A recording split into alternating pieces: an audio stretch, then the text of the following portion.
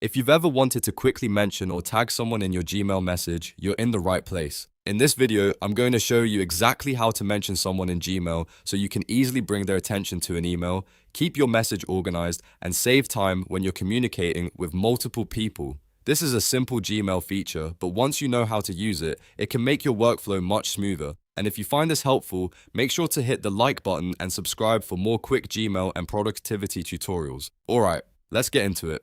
First, open Gmail in your browser. You can go directly to mail.google.com and sign into your account if you're not already logged in. Once you're inside Gmail, look for the Compose button in the top left corner if you want to start a new email. If you're replying to an existing message, just open the email thread and click Reply instead.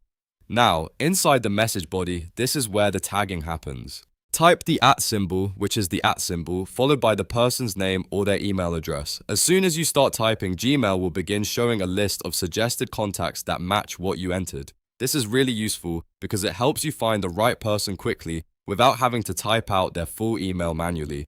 Go ahead and look through the suggestions, then click the correct contact from the list. Once you select them, Gmail will automatically add that person's email address to the recipients list. That means Gmail recognizes the mention and helps make sure the message is directed properly. It's a fast way to pull someone into the conversation and make your email clearer.